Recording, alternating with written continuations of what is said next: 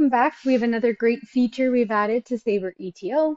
So in this video, I'm going to show you where we added the ability to split a BOM planning line so that it can be dispositioned in multiple ways. So my name is Jenn Claridge. I'm the Vice President of the ERP practice, and inside of Business Central, I'll show you how this is done.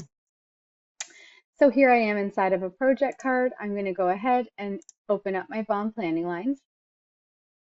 So down here, I can see that I've got this roller film. We're going to indicate that it's plan ready, so we're able to disposition it. I need two, but I only have one on hand. So I could be in a scenario where I look at this and I say, well, I want to be able to do my relief from inventory function to issue the inventory that I do have on hand into this project. But then I'll need a second BOM planning line so that I could do a disposition status of buy to job because I want to purchase it from a vendor. So what I would do in this instance is I would just take this line and under actions, functions, I'm going to indicate that I want to split the components.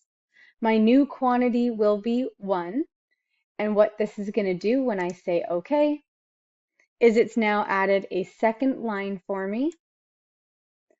It's decreased my original quantity by whatever the new quantity was, and it essentially just copied the line.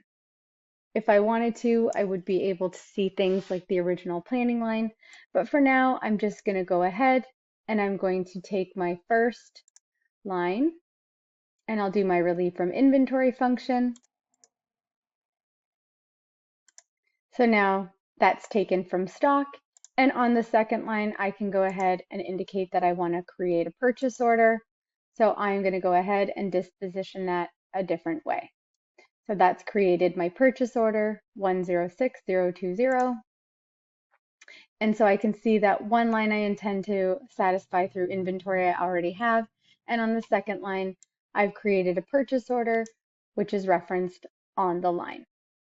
So in previous versions of Sabre ETO, somebody would have had to manually add the second line, repeat the information, and then update the original quantity on the first line, which could lead to human error, which is double entry. So we've really streamlined this and made it easier. Thank you for watching my video. If you like it, please hit the like button.